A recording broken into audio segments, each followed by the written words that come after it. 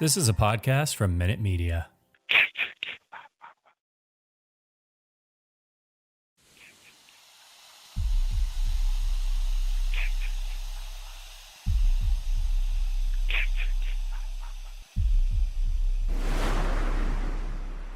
Warning, the following content may contain elements that are not suitable for some audiences. Viewer discretion is advised. Hello, kiddies. This is yours duly, John Kassir, the voice of The Crypt Keeper. And you're listening to Slasher Radio.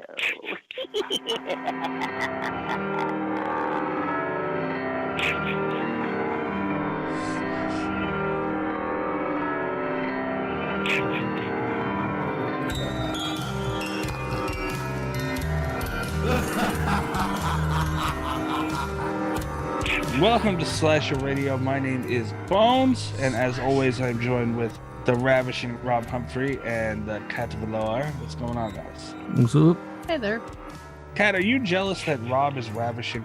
No, I'm not. It should be.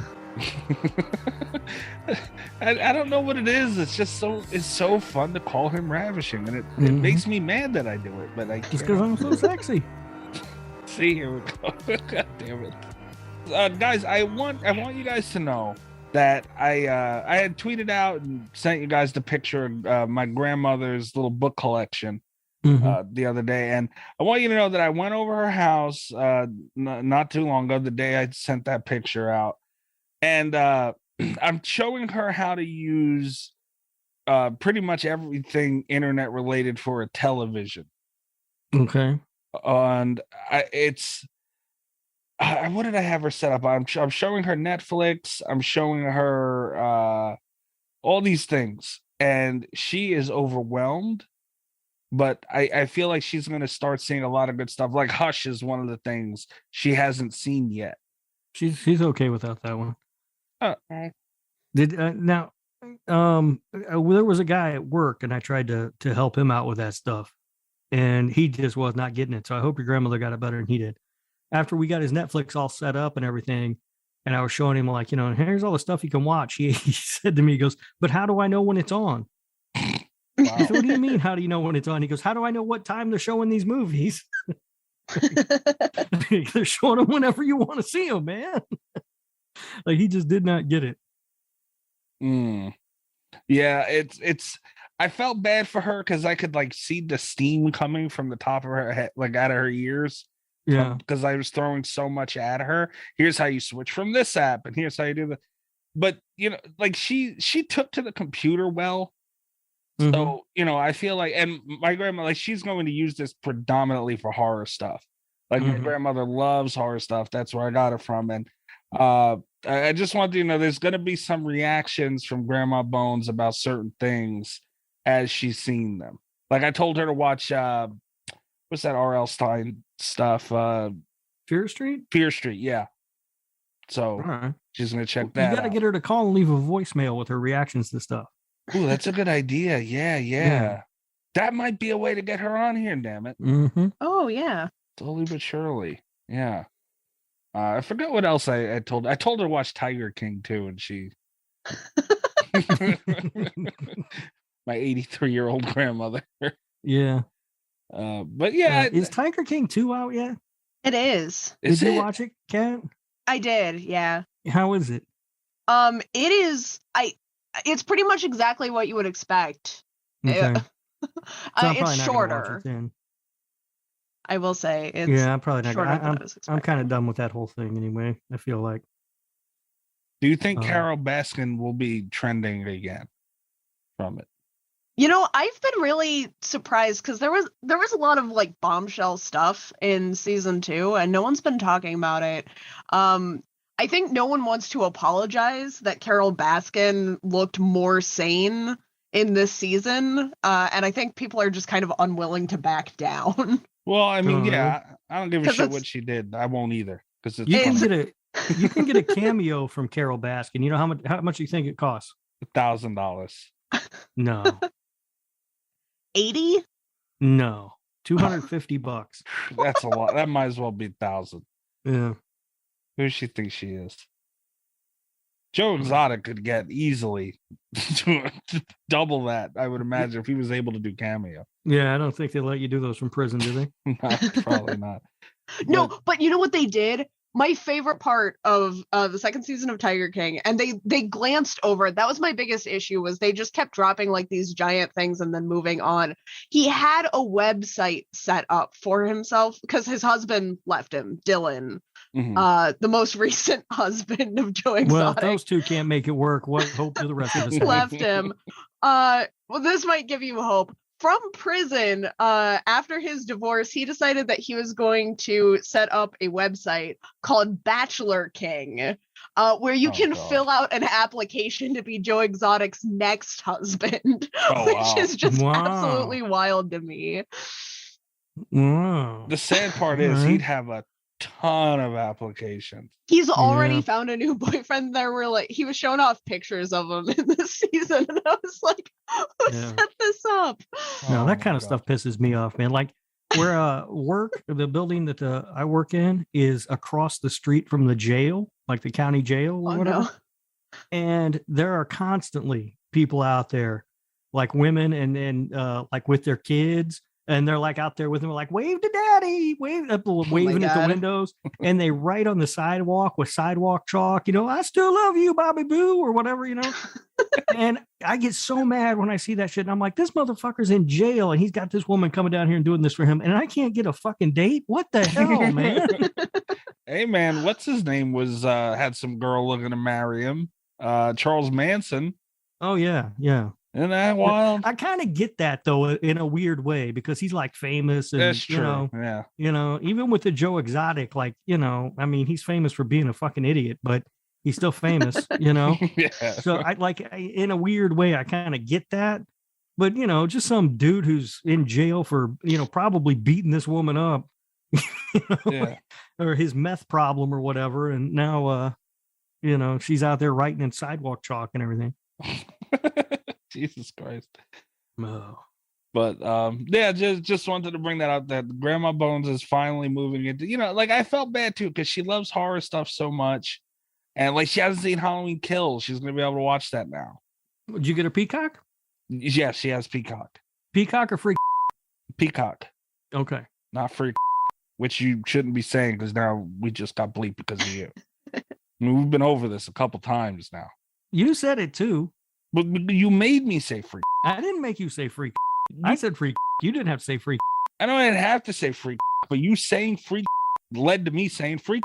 It makes you want to say freak when I say. Kinda, but still, I wouldn't have said it if you didn't say freak. So, well, I'll be interested to see what she thinks of Halloween Kills. Yeah, me too. This all started because I was trying to get her to watch Chucky, because Walking Dead's coming to an end, and she had.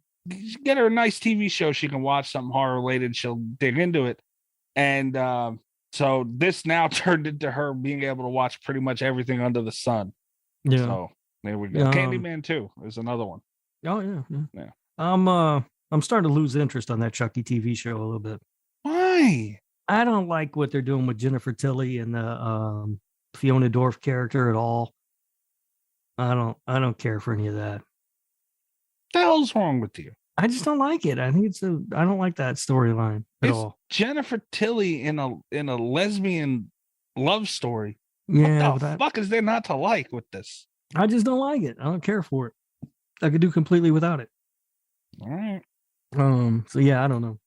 I mean, I'll probably still keep watching it, but this is probably why you can't get a date. You turn down sexy things.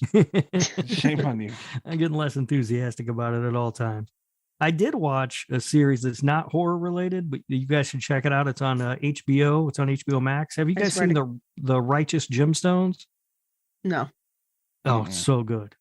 It's one season. I watched the entire thing last night. Damn. I was up until 7:00 this morning. But yeah, I really like that. Tell Grandma Bones to watch the Righteous Gemstones. Maybe unless she's really into Jesus, then she might not want to watch it. No, my grandmother, no. She's into Jesus, don't get me wrong, but she's not, All right. Well, these people are like televangelists, but they're, frauds. Oh, fair enough. Yeah. All right. Well, that's I'm gonna tell her. See, maybe I can get her to do that. She'll give us a quick voicemail on what she thinks about something or whatever. Maybe I probably got her to do that. Yeah, because then you're not putting a microphone in her face or anything. She just call on her phone. Yeah. And leave the voicemail. Well, I did try and get her to leave a voicemail to yell at you, and she wouldn't do that either. So I don't know. Well, that's because she didn't want to yell at me. Everyone always wants to yell at you. Yeah. I realized she wanted to yell at you. I'm the only one she likes on this show. Wow. Derby you. You sit and explain fucking Fire TVs and shit to an 80-something-year-old woman. Have fun with that. All right. We have Damian Maffei on this week, as we had talked about. Last week, if you haven't listened to it, last week we had our Thanksgiving survival guide a week early because we had to record with Damian this week. Go listen to that show, please. Because, you know, as mentioned on there, the first survival guide we did, it wasn't the most popular show in the world. And that, you know, I'm trying to make up for it with this one, damn it. I didn't get any messages about numbers for this one, so I assume it's doing okay. It's doing all right, but it could do better. You know, I don't understand these people. I will say this has got to be a slasher radio record that the movie Blood Rage has now been mentioned twice in a row on this show. Oh yeah, that's it was on my list last week, and it's going to come up later in this episode. What a fucking movie. Only on this show, I swear to God, the dumbest stuff. I forgot you picked that last week. Yeah, I had completely forgotten it was on your list. And here we are again. This is just great.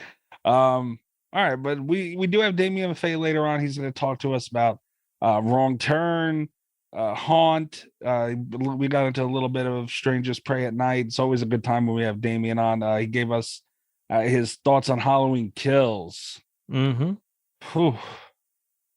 He always brings it when he comes on. I appreciate that. He's such a real one, man. Like he really is. I have mentioned there's something else that pretty much he had tweeted replying to something that I had posted, and Ghost thought, because it was for the new thing that I'm working on, and Ghost had thought it meant that he was interested in it. And I was like, no, what's wrong with you? And I told him that, like, oh, you got our hopes up. And he was like, if I ever got a podcast, I'd be blackballed. And I'm like, yeah, he probably would. Probably. Damian, but he speaks his mind, which I love. And there's usually, like, he's not one of those people who just say shit to say shit. Like, there's thought behind what he's saying. Like, it's truly how he feels, you know? Yeah. Respect it. But yeah, always a good time with Damian. That was kind of a long episode. We don't need to have a news segment this week, huh? No, I don't think so. Unless there's anything pressing. Can we have a quick Cat's Ridiculous Purchase of the Week segment? Oh, absolutely. Of course. One of my favorite segments. My German copy of Fireman came in. I'm very happy. What? Sure, why wouldn't you be? Can you read German? I can. Okay. Kind of. Wow. Not as well as I thought I could before my copy of Fireman came in, but I'm working on it. All right. Why did you buy it in German? Is it not in English? I already have a copy in English, and I bought it because it was a Skeleton Crew release, which meant that all the proceeds went to their weekly charity. They rotate out charities every week. And it was signed by Joe Hill. It came from his personal collection. And I'm very, very happy to have a copy of it in German. Jesus, how much you pay for that thing? Here's the amazing part. I only paid like $30 for it. Oh, wow. Oh, okay. Yeah. And that's like with shipping and everything. It was it was very nice. So you got a signed Joe Hill book now. Yes. All right. In German, which I think is going to be the best way to study German. Maybe. Is by reading spooky books. So or you could just put it on your shelf and never read it and just be like, look at my signed Joe Hill book. Well, I have one of those. Okay. She had one. Kat, see, I don't want to hear no more crap about me. You had one with the subtitles. You bought a whole book. How do you buy a book without subtitles? At least mine is reasonable, damn it. And you had an English version. Because I speak German. That is fair. I mean, you're better Ish. than me. Yeah, no. But she pretty much got a book without the subtitles when she has the English one. That is fun. But no, that is badass. Damn it, every time I see something cool like that, I can never find something for a decent price. Usually it's like a couple $100 for stuff like that. Yeah, I don't speak German though. I do speak Italian. No, you don't. Gabagoo. Oh my. There has been way too much gabagool shit going on Twitter because now you got everyone else doing it. It's everywhere. It's catching on. It's sweeping the nation. Like you're getting everybody to. It's not just me though. But it's because of you. No, it's a combination of me and Tony D'Angelo. But the only I have people a la fucking Greg sending me Tony D'Angelo stuff now. Like I have to look at this shit. And there's one where he literally said gabagool in the fucking thing. Like I couldn't believe that. Chris sending me gabagool t-shirts. Yeah. Are you happy with what you've done? We're looking out for you. No, you're happy. We'll send you that t-shirt because we thought maybe you'd want to pick it up. Why would I ever wear that shirt? Represent your people, like that one guy in Brooklyn. That guy was representing, Mikey. But he didn't have gabagool on it. You need to get out there and represent. Well, you can't rip him off completely. You got to do your own thing. I will never do gabagool ever. That is like so fucked up. And now you're having other people harass me. I'm not having anybody do anything. They're doing it on their own. I had never heard this until like the last few weeks. Oh, and it's gabagool? Yeah. Huh. All over my Twitter. Yeah. Right. It's for which I blame Rob. Yeah. Yeah. It's an insult towards Italians. No, it's an Italian thing. No, it's not. It's ham. Technically, it's a type of ham, but like we don't run around saying gabagool for no fucking reason like Tony D'Angelo. Now, do you not? I don't know. No, we don't. I don't know. Pop culture would have me believe otherwise. No, racist culture would have me believe otherwise. It's not right. It's like all over my feed now because of you.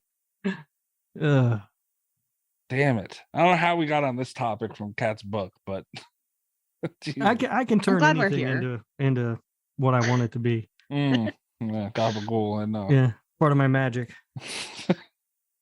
That's a word for it. Mm-hmm. All right, guys. So no new segment this week. We spent a lot of time with Damian. Like I said, always a good time to hang out with him. And so we'll kick you over to that. Mm-hmm.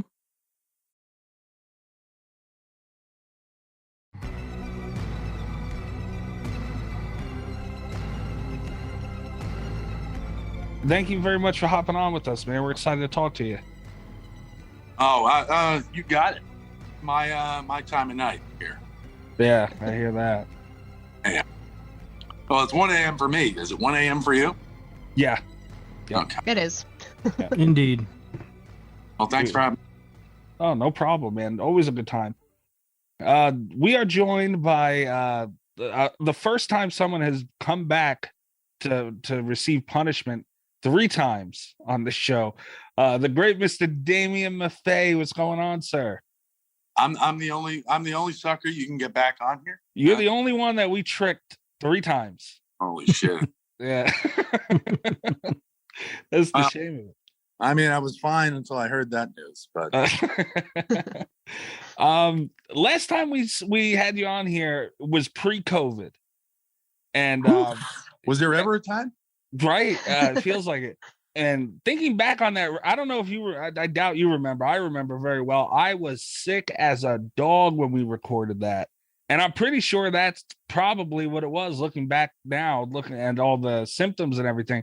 How has COVID kind of affected you, what you're doing, all, acting on movie sets, and how's it been dealing with that? Yeah, COVID, yeah, I mean, it started out by delaying a whole mess of projects. Mm-hmm. Some of which went back and got filmed. I did drop out of one. And then one which we're filming in April now, which I'm pretty excited for. So yeah, I mean, that was a bummer because I was looking forward to those things. I mean, I try not to do movies unless I'm into them, unless it's, something I kind of want to see as a fan, or I think have some potential. So to, see them, indefinitely delayed or have to drop out of, and that kind of sucked. And then there was a whole world of, I got 3 kids, so they weren't going to school. They're all home and learning on the computer. I have a teenager, a 9-year-old, or he's 8 at the time, and he pays attention for about 30 seconds. Yes, yeah. And I had a 3-year-old whose the rule was if he could lift it, he would throw it. Mhm. So and he was pretty strong. So like that was all happening at once. And like I was just like Joe Beth Williams in Poltergeist. So just like one day my hair was like white. So I mean that was tough. Really, really put me in a whole different Damian. But on the other hand, like it put me like I was like, I'm just gonna start doing like the things I wasn't doing. Like I was like, whenever conventions fire up again, I'm gonna start doing some conventions, and I mean I have done. Right.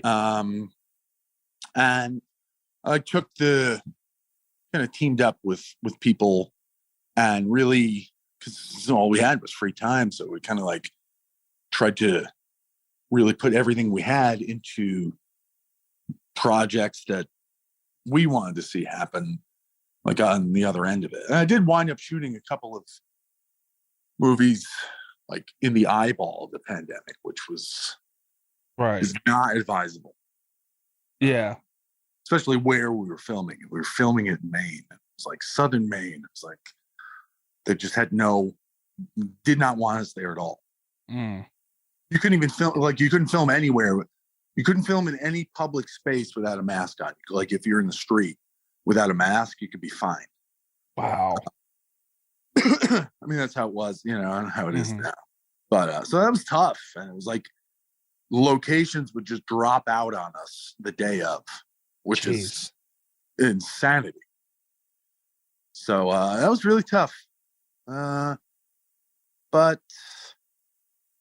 yeah, I mean, we made it through it and doing some things. And like I said, those movies that got delayed have happened or are happening. Yeah, it seems like where the landscape is, we're getting back to quote unquote normal, I guess, little by little now. One of the things I had seen, I was looking at your IMDb when I had asked you if you would come back on, and I seen some of the stuff that you were working on listed there. One thing that was very interesting that I wanted to ask you about was a project called Happy Slashers that you were listed on. What was that? Because I don't see it around anymore. What was it? It seemed like an animated thing. His name is Ron Gaeta, I think. Really lovely guy.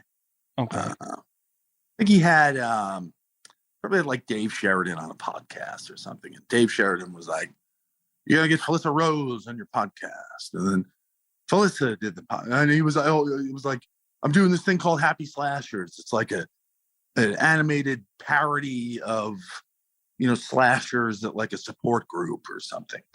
And Dave Sheridan was like, "Yeah, I'll do the Ghostface character, whatever it's called," because he didn't have the licensing for it. Right.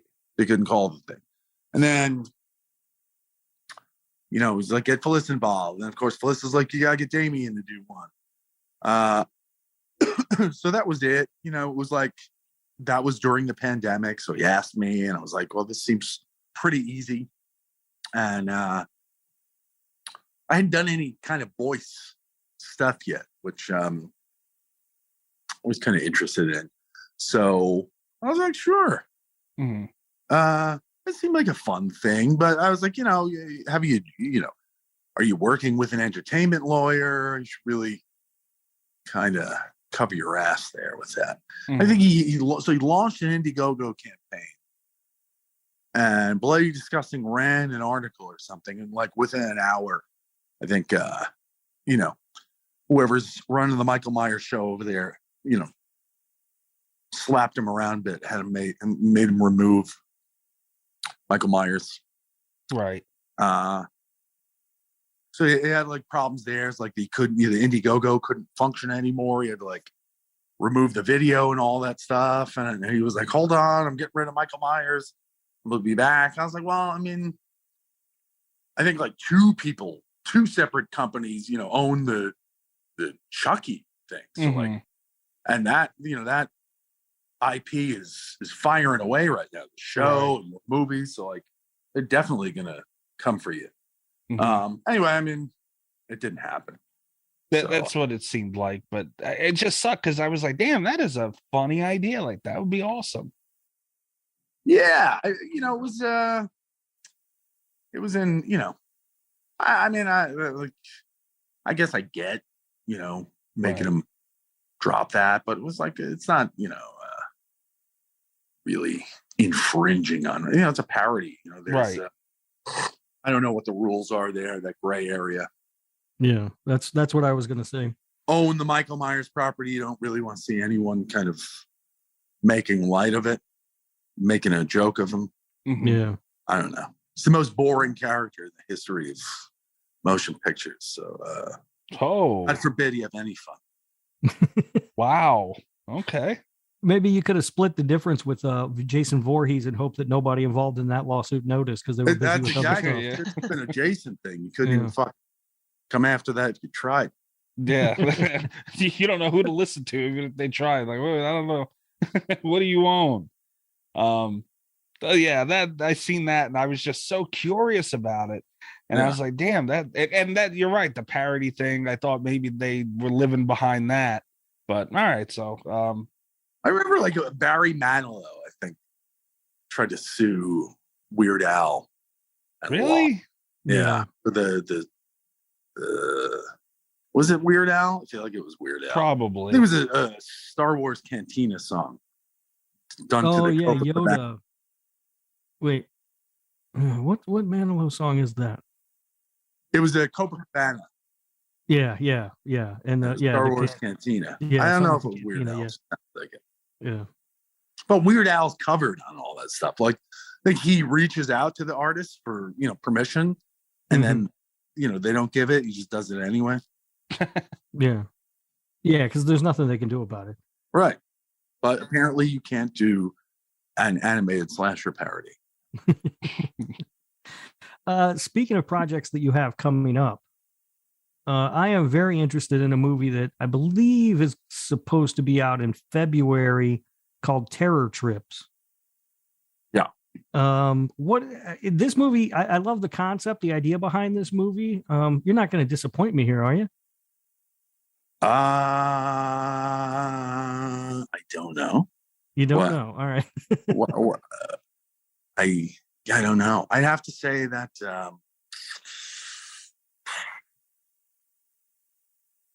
Well, it's probably not what you're expecting with that movie. Okay. I would say that I'm certainly more of a producer on it than anything else. Oh, really? Okay. So, and that was a movie shot in pandemic. Actually, that was the movie I had to drop out of. While I'm just spewing information that I don't know if I'm supposed to share. But yeah, that was a movie I did have to drop out of because of like I was just like swarmed with children. I was like, we're getting the movie going. I was like, I can't. Yeah. I did wind up in it though. But yeah, so I really, well, I mean, I helped piece together that cast. And yeah, and I got Phyllis involved in that as a producer. Yeah, it was a good group. I was out there, while they're filming it, and I wound up in it. And I met some good people on that I had not known previously who have joined us on other things. So yeah, I feel like the only reason I say it's probably not what you expect because I've talked to other people definitely have, preconceived notions about it, and they always seem off. Okay. So, romantic comedy, that's what you were expecting, right? Yeah, absolutely. Okay. So then, yeah, okay. It is. Yeah, little meet cute, and Mm-hmm. somebody owns a bed and breakfast somewhere, and Right. off you go. Yeah. And I play a waiter in a restaurant, just one line, and there you go. All right. So the movie that I really wanted to talk to you about, pick your brain about, is Wrong Turn. And Okay. last time we had you on, you had told us that this movie was, I think, even before it really started hitting advertising and all that stuff. And you told us that it was something completely different than what Wrong Turn had done before. And we Yes. didn't know what you meant. No. Now we do. Yes. What was it like being, because you kind of, like, you touched on a little bit of this last time, but the Wrong Turn franchise is a weird one. It's up, it's down. How do you think the final result of that was? Because now I'm sure most people have seen it, so spoiler. But well, I sitting at these conventions, what I hear at least 50 times a day, there's a new Wrong Turn. Yeah. Oh no. And that's a pandemic thing, because that thing was supposed to hit 3,000 theaters. That was a wide release. Yeah. Yeah. And it was, it's exciting. There's a lot of money put into that movie. It was going to be, as wide a release as, you really could hope for. And then it, kept getting, it was like, oh, it's only going to do 500 theaters. It's going to be a one-night Fathom event. Yeah.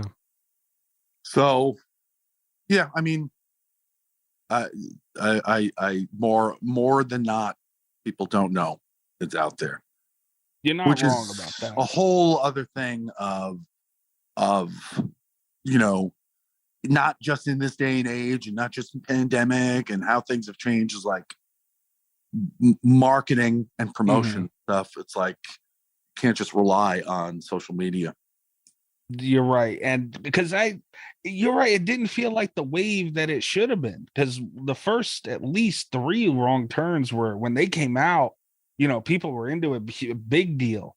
And I did feel that, where I was kind of like, man, this one isn't hitting the way I thought it was going to. But yeah.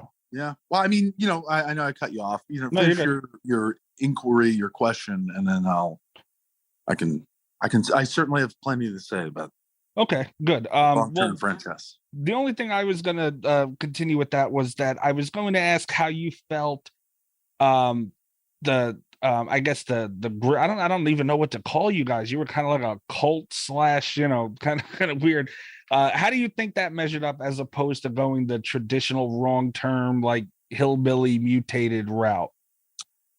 I mean, like, I always like this. It's the same writer and creator as the original. Right. It's Alan McElroy. So, I mean, ultimately, it's like, this guy invented, whatever, or created. So you do whatever the fuck he wants with this stuff. The Wrong Turn franchise, I've always, so I've, been on the internet and the social media for a while now. Right.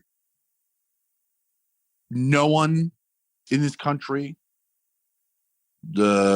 talked about the Wrong Turn franchise. And I'm in the horror groups and stuff because I'm a fan, and no one brings it up.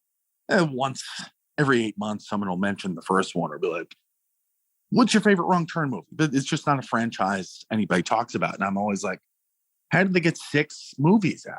Mm-hmm. Even as cheap and porny as the last 2 are, who's paying for these movies? Like, no one in this country is watching them. I don't understand. Like, it was something I was trying to figure out. And then when I was announced for the new one, I immediately found out, because I was just getting bombarded with messages from people, in Brazil, all over Latin America. And it was all, I'm the biggest Road to Terror fan. And I was like, what? And it was like, oh, that's what Wrong Turn is called.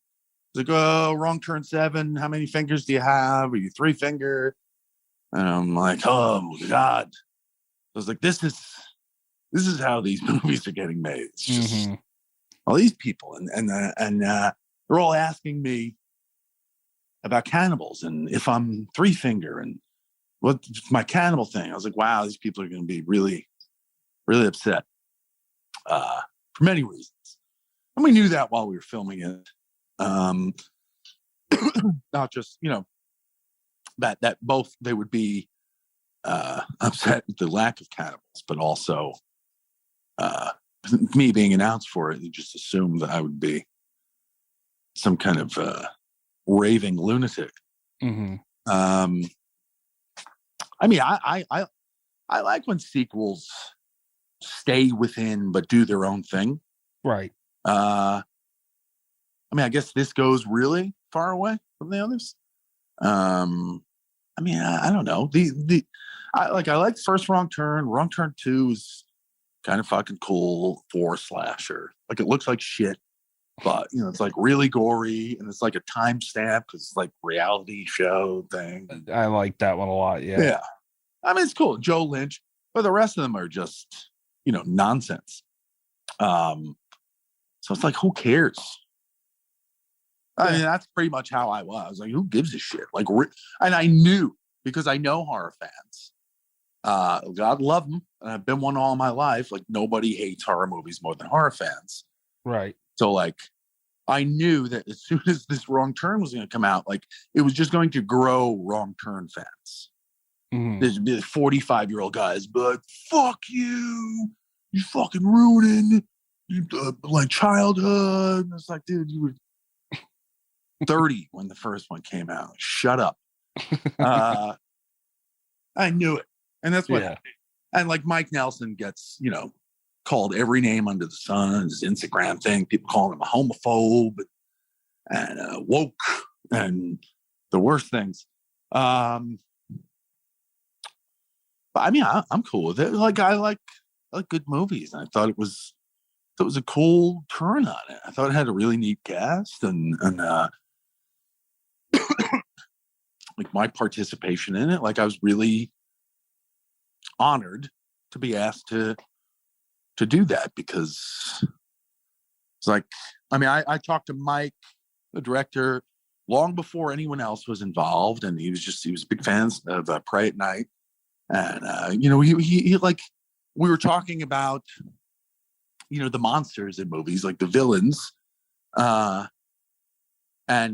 the difference, bringing something and trying to make something out of, like the sack from Strangers.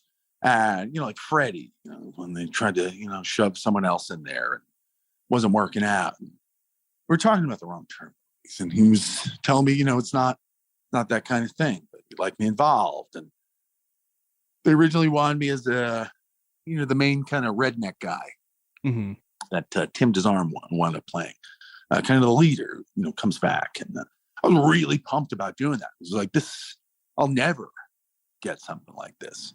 But they wanted to go an older route, and then they talked to me about playing the Morgan character, and it's like, this, he doesn't speak English. It's this whole other language. So I was like, well, I mean, that's really fucking cool that you have faith in me to do this. Like, right. Sit with this dialect coach for 3 months and work on that. And so I have nothing bad to say about it as a fan or a participant. I mean, I dig it. And it's like with any remake or reboot, whatever. Like, you don't like it, don't watch it. I agree. Black Christmas, my favorite movie. Got 18 reboots of it that I just.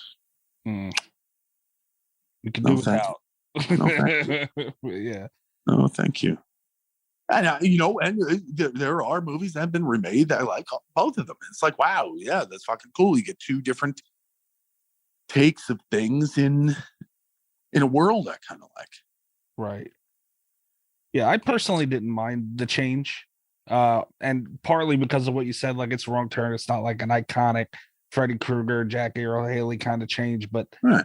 I think the redneck hillbilly, whatever you want to, call the mutated things, I think it's overdone sometimes. And it's kind of like, I think Wrong Turn was a big part of bringing that back, and there was a wave of that after the first few Wrong Turns came out. And like I seen what people were saying. Okay, these are one of the originators.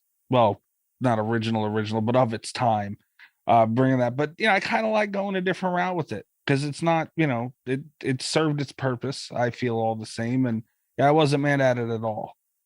I mean, I get you going and be like, oh man, another Wrong Turn movie, yes. It's gonna be like a fucking potato head with a crossbow, and it's gonna be great. And you watch it, and you're like, "Wait a minute, what the hell is this? This isn't the cannibals." And then you just immediately furious. You hate it. Now, I mean, I knew that was gonna happen. I don't think the production company that made it knew it was gonna happen, but I was like, "Listen, people are gonna fly off the handle about this movie. You take it from me. You should always run things by me before you spend $10 million on a movie." I just want you to know people are going to lose their shit. But what you hope is that in 20 years, they're going to do this retroactive love thing for it. And they're going to come back, and some people are like, it's the best in the series. Like all the stuff that Halloween 3 kind of started. There's this retroactive love train going on there. Where people now it's it's common as hell. We can go back and hoist terrible movies up just because they're 30 years old. Wait, am I hearing you right that Halloween 3 is a horrible movie? Because me, yeah, no, I like Halloween 3. Okay, I mean, but something like Blood Rage, just because it's from the 80s. The movie is garbage. It's like Thanksgiving. Everyone's like, "Oh, man, Blood Rage! Oh, this is my third favorite slasher of all time." What? Like, you can't be serious. Yeah, you can't be serious, because if you're serious, like, you have to like fall down more in life and shit, just like trip out of nowhere. Yeah, Blood Rage is a movie that's so bad it's terrible. You know what I mean? Yeah. No, I like Halloween 3. Hey, I had season. I don't look, and this is the beautiful horror fandom, and it's really like major nerdy fandom in general. Is that you can't just be like, I mean, I like Halloween 3. Are they going to be the best or the worst? Everything has to be the best or the worst. Always has to capsize one way or the other. Lean into it. This is the best movie ever. The worst movie ever. Strangers Pray at Night was the worst movie ever for so many people in the theater. It's like, you live in a charmed life. That was the worst movie you've seen. That's right. Because Blood Rage. Not cranberry sauce. We have a little bit of an ongoing feud about Halloween 3 on this show. So, that doesn't help my cause. That's for sure. It's not my favorite. It's not, it's not as bad as it got hit for, just because that fucking Myers wasn't in it. But it's also not as good as people pretend. And The Exorcist 3 too. The Exorcist 3 is the best one in the series. It's great. It's really good. George C. Scott is in it, so how bad could it be? There's a lot of good actors in it. Jason Miller's in it. It's got some great stuff, fantastic stuff. That hallway thing, the shears is fucking fantastic. A lot of really, really good stuff. It's always deserved more credit, but I mean, it's not better than the original Exorcist. There's so much clunk and dopey shit going on. But The Exorcist has been, the scariest movie ever for 70 years, and it's like you got to be edgy about it. And now we're going to hoist up The Exorcist 3. That's just how it is. You did say you had a lot to say about Wrong Turn, though, and what did you think what's your biggest contention with it? Because, like I said, you seem like you had a lot to say specifically. Is there anything really you wanted to get out about that? I meant like the franchise, like the franchise itself. The franchise, how bewildering it was that it kept going there. I mean, the production of the one I filmed, it was a tough production. Their locations were very difficult. Yeah, I was going to ask you about that as well, filming on site and all that stuff. Well, yeah. So most of the outdoor stuff, it was filmed all in Ohio. Most of the outdoor stuff was in Hocking Hills, and that was like, she just said like, everything was uphill. So you like getting all this equipment. It was like this was a production had money. You know, it was not like a little indie thing. But I mean, it was brutal. I remember the sound guy was like plopped next to like a wasp nest, and that thing cracked open, and it was like everyone's getting stung. And that was just really tough, grueling. You know, definitely for the crew. And it was, you know, it's mountainous, and there's caverns, and the water's gorgeous. And then like on the other end of it, that trial stuff that we filmed, I think that was literally underneath Cincinnati in this old subway system.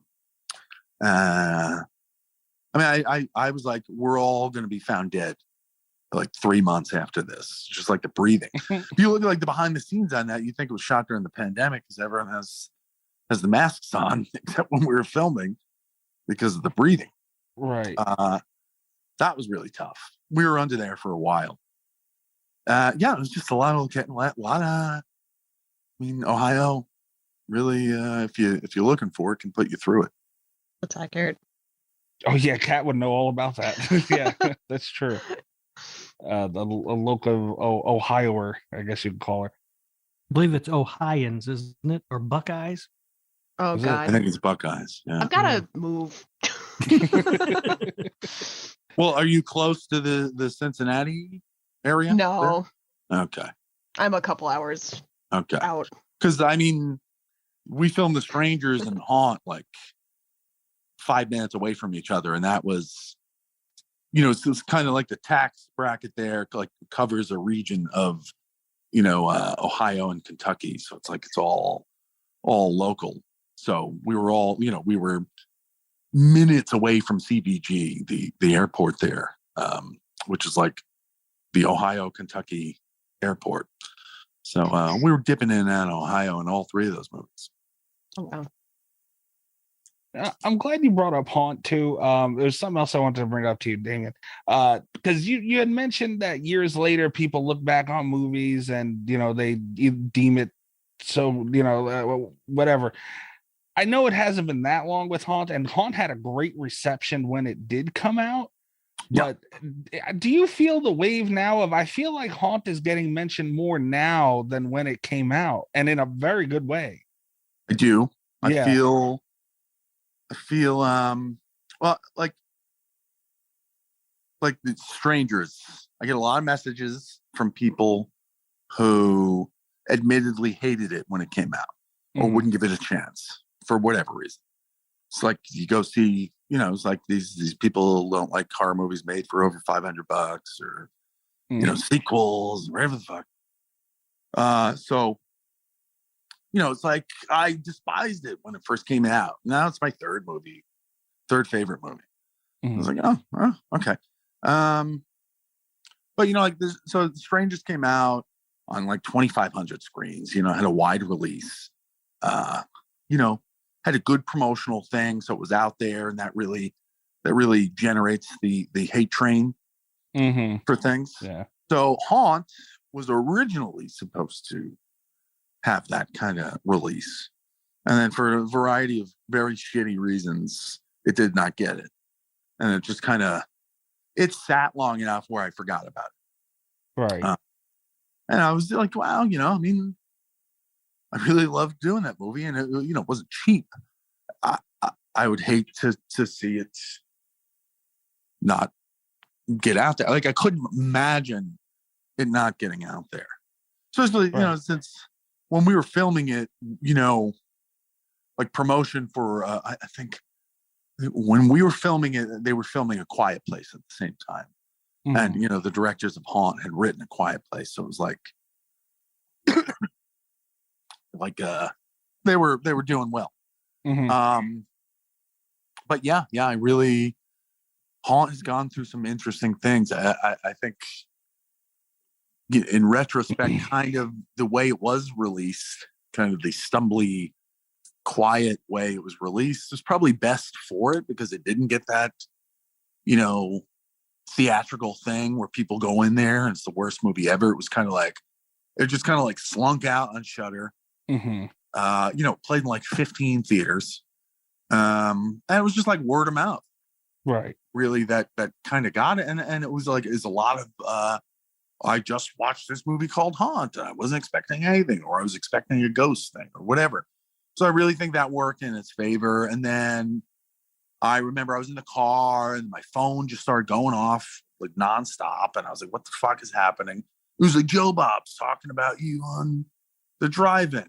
And I grew up watching the guy.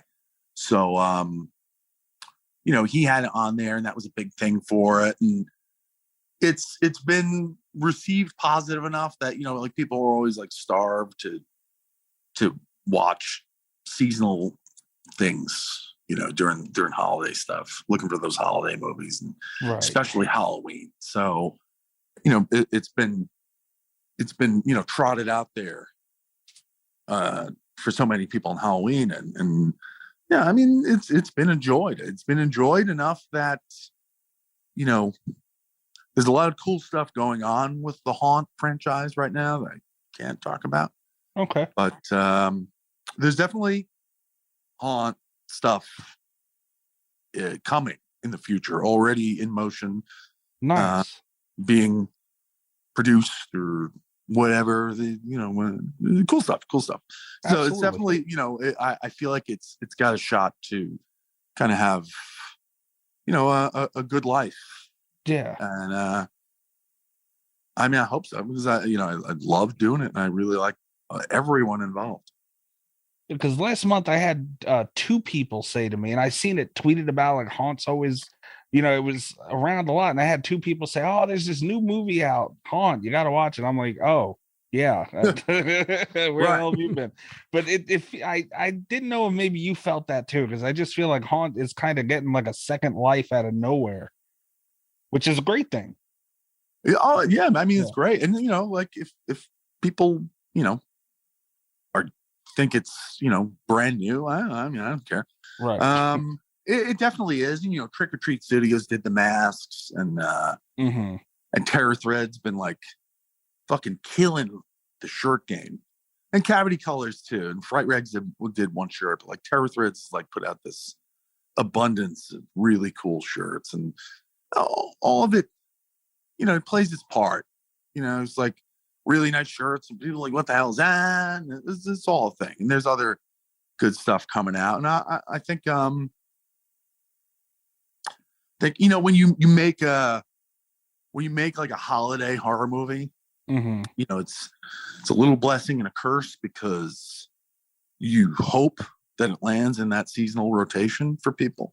Right. Like, you know, not like New Year's Eve, where it's just like, well, it's New Year's Eve and there's 3 New Year's movies. So I get started the terror train and this piece of shit. You know, you want it to be like, man, it's October, whatever, it's time to watch Haunt finally. Like, you love that. But then, like, for the most part, you're not watching Haunt, you know, in July or whatever. Like, you're not watching Halloween in June, or I guess people are. Halloween, I don't understand the Halloween thing, but I'm gonna ask you something later that'll get into that a little better, because right. You're blowing my mind right now with all these little. I mean, I get it, but it's like it's too much. It's too fucking much. All right. Yeah, I'll speak freely. Enough. I'll speak freely. God damn it. You know what I mean. So yeah, like, absolutely. Black Christmas is my favorite movie, horror movie. We'll say. You know, am I watching it in April? Maybe, but you know, it's not usually not. Yeah, not the same. No. Yeah, I did see it on a lot of those 31 days of Halloween. Everybody does that crap, and Black Haunt was Christmas? on. No, Haunt. I seen that on a bunch of them this year. So it's like, yeah, you're right. It's getting into that rotation for Halloween. Yeah, I didn't even think of it that way. That's very true. Yeah. I think it's good enough to hang out. If you're doing 31 Halloween movies, like, right. I mean, there are more Halloween movies than anything else, I guess, at this point, but like, still got to be slim pickings after like 20. Like, what are you doing? Like Trick or Treat, you know? Yeah. Or Hell Night? I think it's Hell Night. I don't know. Anyway. Yeah. I would definitely say, you know, with cautious hope, that yes, Haunt seems to kind of keep nudging its way out there.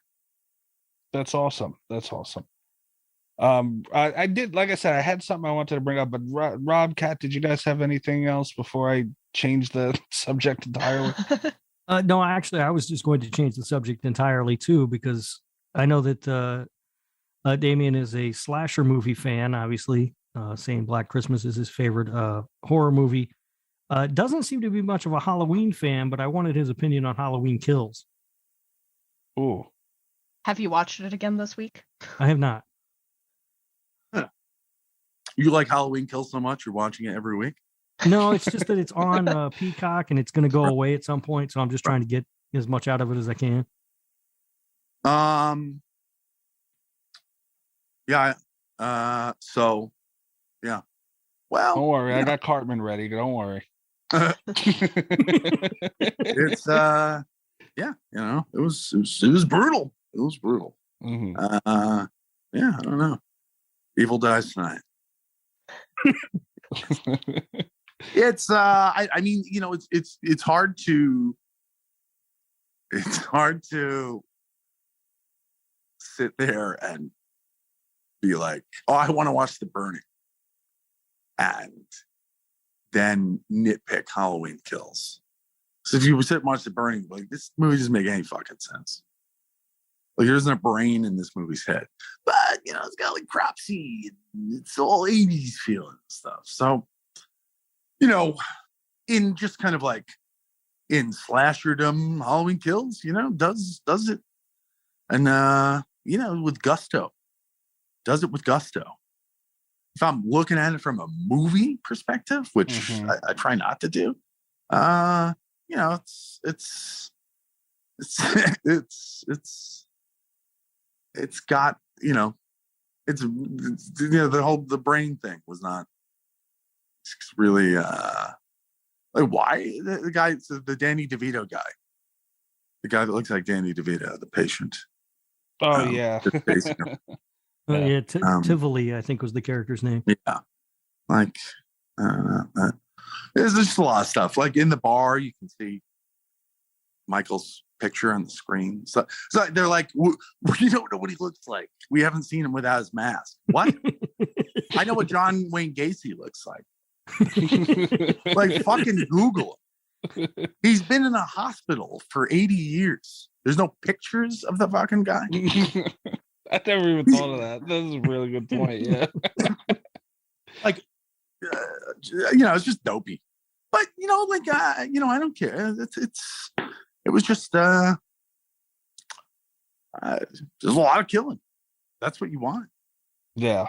You know, it delivered. You got Michael Myers, like the whole cool flashback thing with the Loomis and stuff. It's like, I'm like, why is this nurse here? Like, like, what are you doing? And you know, Anthony Michael Hall is you know, it's kind of like you know, if you go to Tommy Doyle's Facebook profile, it's just like an out of focus close up from his webcam. You know, he's just like that kind of guy. Yeah, that was right. It was right. It was fine. Yeah, that's kind of where I landed too. Like, it's a fine movie that has a lot of problems. It's, you know, it has a lot. Look, I mean, look, if I told you the movie I'm going to do in April, like, this whole conversation would be null and void. Okay. That's I'm going to do a sequel to an 80s classic. Okay. Yeah, classic. Okay. Classic slasher sequel too. So my wheels are spinning. You know, I'm like, they're like, Evil Dies Tonight. We gotta do safety in numbers. We gotta get together, and then they just all start going off like one by one. Yeah. And there's the whole thing is like, I mean, as far as anybody in this town knows, he killed a couple of babysitters, which isn't great. But like 40 years later, our knickers are all in a twist about this guy. Like, what is this place? Is this on Earth? Like, what? Are you that bored? These are all It's things been I like never thought of. 40 years. And like, safety in numbers. They go off in like 2 by 2. Like, evil dies tonight. I'm going in alone. You wait in the car. He just killed the entire fire department, who only attacked him one by one. But he killed the entire fire department. Like, don't go in alone, Lonnie, because you're a little schlubby guy. You're probably not the answer to evil. Anyway, I mean, if you want to think about shit like that, you can. But if you just want, like, a movie better than Blood Rage, here you go. Yeah, they nailed it. If that's all you're looking for. Absolutely. This is like, we just need to make a movie better than Blood Rage. Give this lady an iron. All right, we can. I kind of want to continue real quick. I know we're taking up a lot of your time. I just have one more question. We had talked on our last week's episode that we have a segment called Horror Court, and we usually just never have any resolution at the end of the damn thing because 3 of us just arguing about something dumb. But we were hoping that you would maybe be able to be a judge for this horror court, and it's not against anybody here. It's an offense that was made on Rob's other show called This Horror Life. Okay. And they had done like their top 5 favorite slashers or something. They had a little countdown. And I've already absolutely just blacklisted myself by trashing the Halloween franchise and Blumhouse. So I might as well. Right. Well, this is kind of up your alley more so than Michael Myers, apparently. You've said several times publicly, even on this show, about how bad you want to play Jason and is specifically Sackhead and all that. Rob's co-host Ghost didn't even have Jason Voorhees nor Michael Myers on the top 5 of her list. Top 5 slashers. Didn't have the characters on the slasher list? Yes. Yeah, right.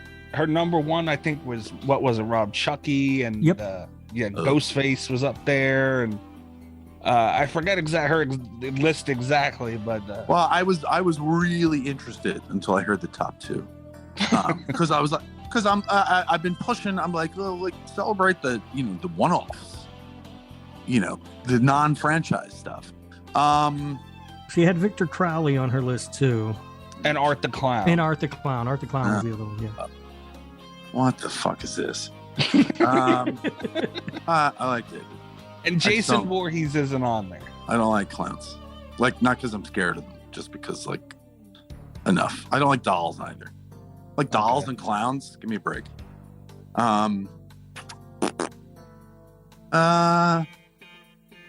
Who is this? This is a co-host? Rob's co-host. He has another show called This Horror Life. Are you still doing the show with him? Yeah, believe it or not, we just recorded an episode today, actually. Chucky? You can't. You're not like making me a gatekeeper. Well, I mean, does Ghostface qualify? Because it's never the same one. That's what I said. Yeah, that's what I said on the episode. Yeah, that it's Ghostface is more of a costume than a character. I mean, yeah, okay, whatever. I guess. Like, I like the whole Ghostface thing because it's like they're all like clumsy and I mean, I like my slashers. I certainly gravitate when they're a little more human, kind of like fallible, and I like the whole clumsy kind of Ghostface thing.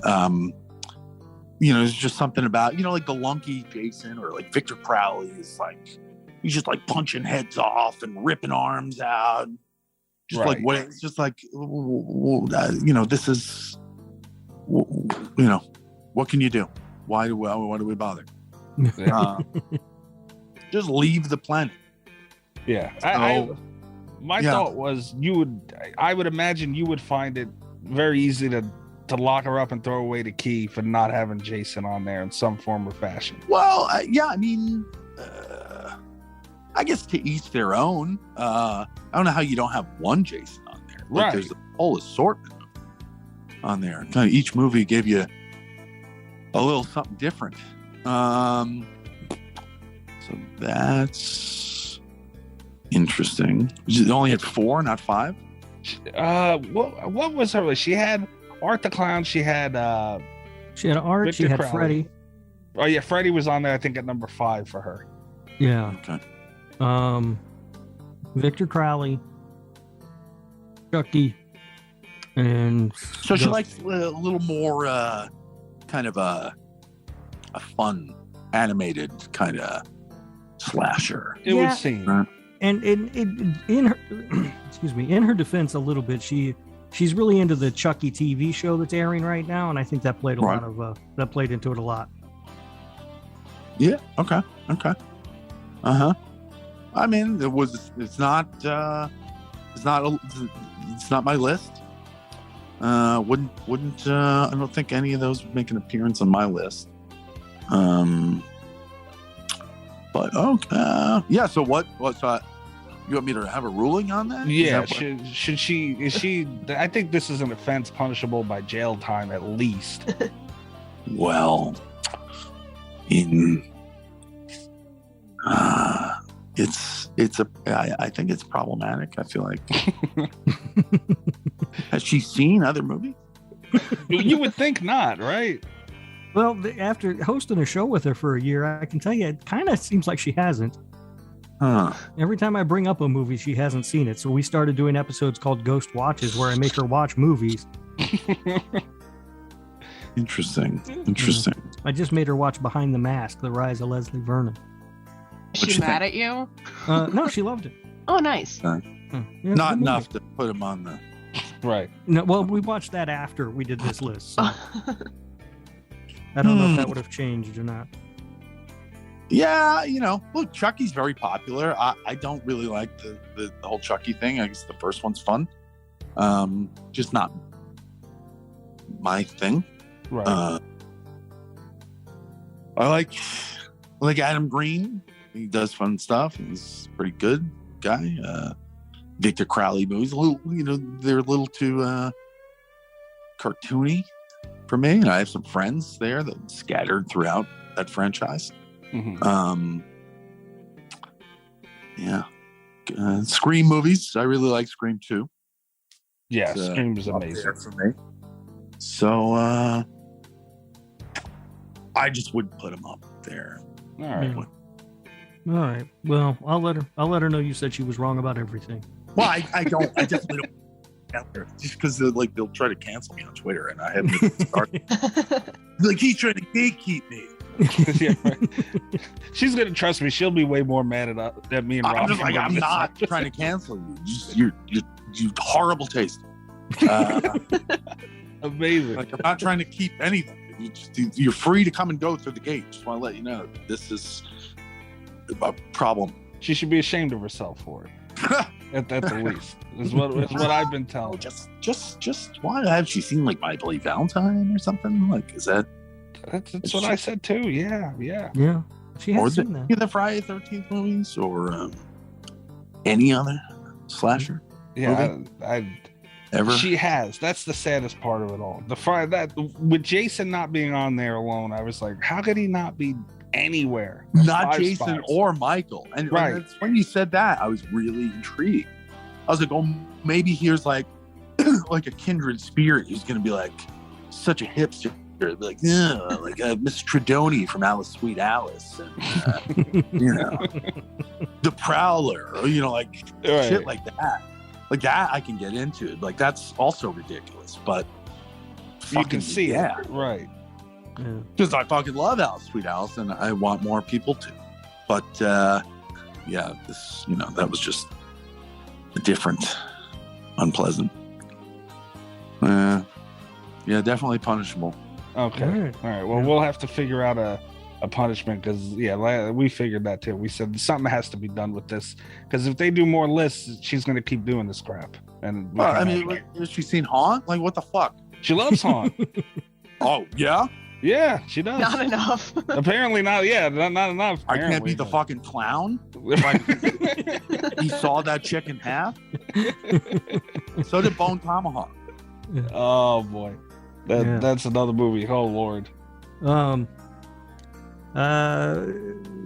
We have another raging debate I'd like you to weigh in on real quick, just yes or no answer, basically. Shape of Water, horror movie or not? What?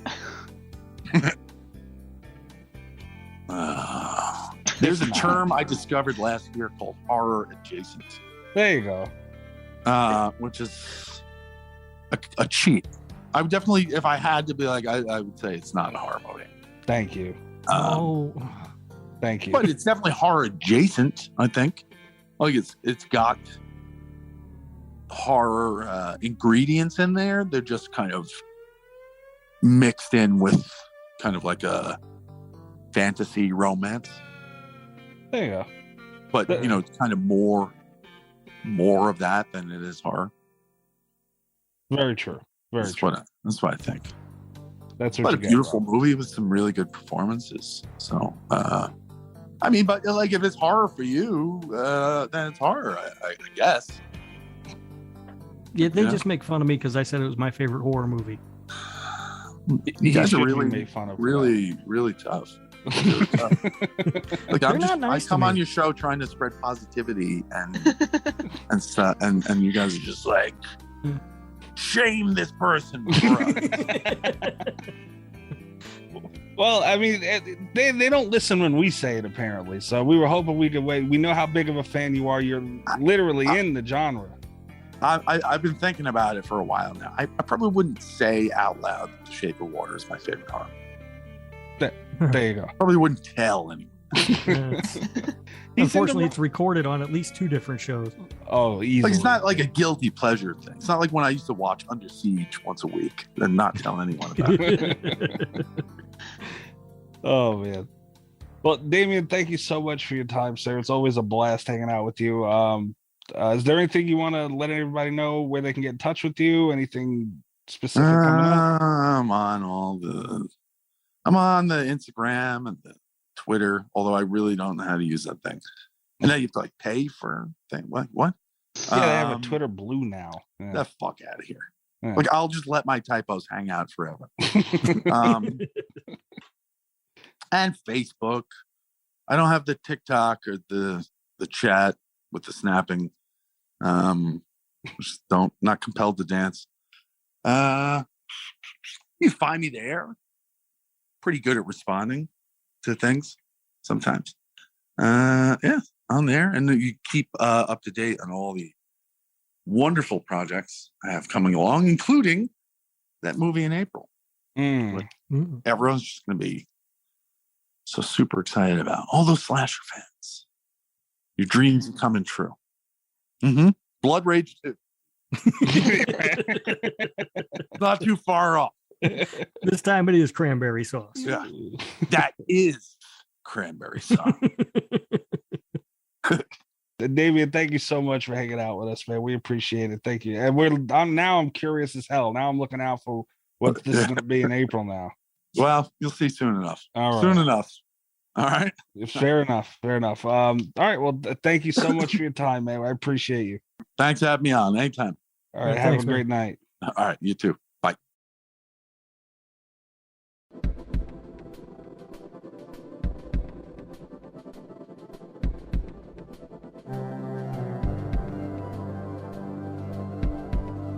Gotta say, guys, I think he liked me the most.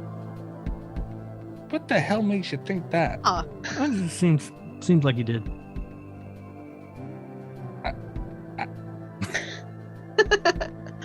There's sometimes you say shit and it's like I just can't compute anything.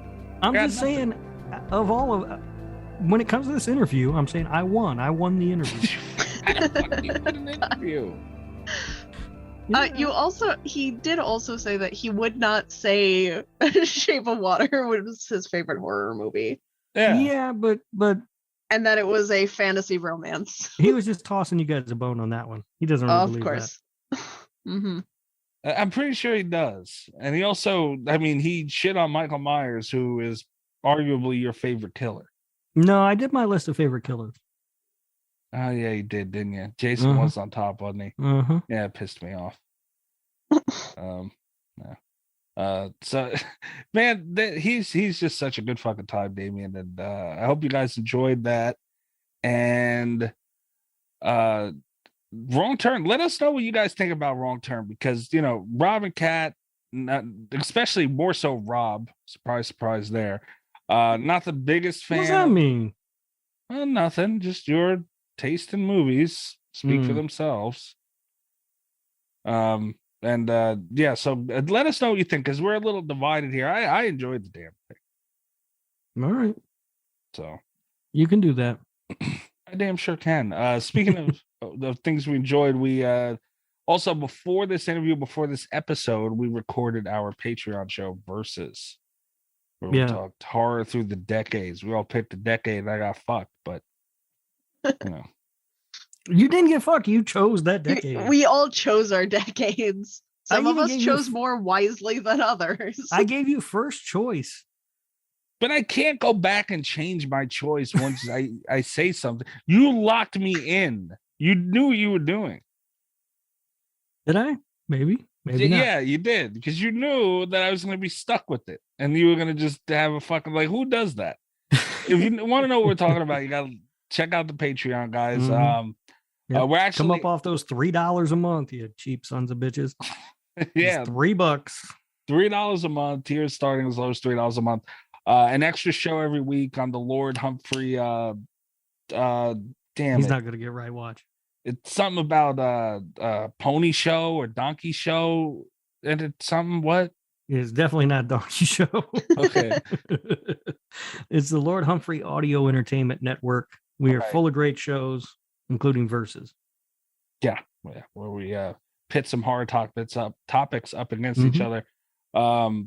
We are actually currently at our highest membership count for patrons, so that's awesome. So little by little, we're getting there. Yep. Finally, you sons of bitches coming up off some of that money. $3 fucking for God's sake, man. Yeah. Support the show, support indie horror. The more you guys support us, the more we are able to do, which is fun. So go be sure to check that out, slasherradio.com. I'm sorry, patreon.com/slasherradio. And you can go to slasherradio.com. There you can find our merch. Yeah, you can get shirt with Rob's face on it. Yep. Just saying, Christmas is right around the God. Can you imagine opening a Christmas gift and just seeing Rob's face? It's a great gift for the entire family. That's all I'm saying.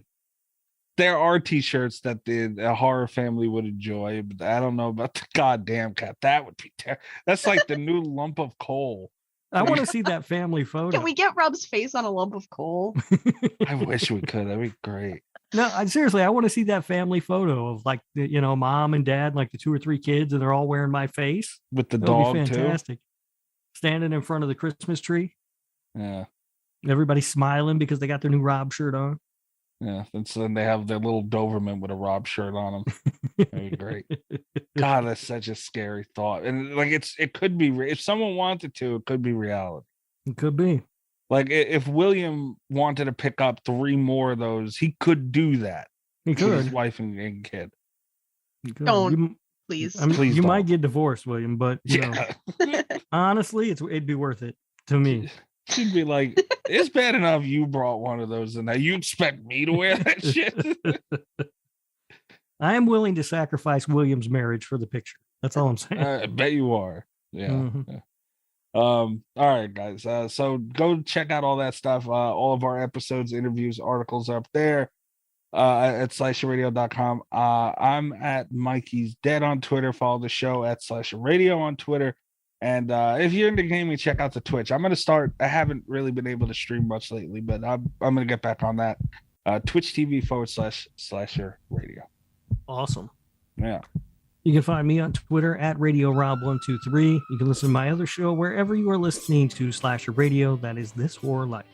Yeah, I got thrown under a microscope tonight, didn't it? This horror life. It sure did. Little bit. Can't believe her. We got to have a sentencing for Ghost. We got to come up with something. Yeah. I feel bad because I think last week, I don't know if it was before recording or if it was like on the actual show, but I said that I was going to try and stick up for Ghost. And then I listened to the episode and those were some picks. I didn't come up with the defense, and she named 5 slashers. I'll give her that. She did name 5 slashers. Yeah. She met the criteria of the list. Kinda. Freddy was there. I liked that. So yeah, if you haven't, we talked about it. Right, we talked about it last week. Check out This Horror Life. Damn it, that's Ghost is like the female version of Greg. Kind of. Yeah, she's dropping hot takes. Right. She's causing shit over there. And yeah, Kat, where they find you? You can find me on Twitter at cat_Vleur, VOLEUR. You can also check out the channel on YouTube that I write for, Wicked Binge. Wicked Binge, nice. All right, guys. I hope you enjoyed this. Thank you again. Shout out to Damian for hopping on here with us. We appreciate it very much. Thank you, Damian. And we'll catch you next week, guys. Patreon pick next week. That's what I wanted to bring up. Next week, we will have the Patreon movie pick. God help us. It's fine. Shark Exorcist. No. Goodbye. Good night from Slasher Radio. God, Kat, no, don't even. All the best of Slasher Radio podcast.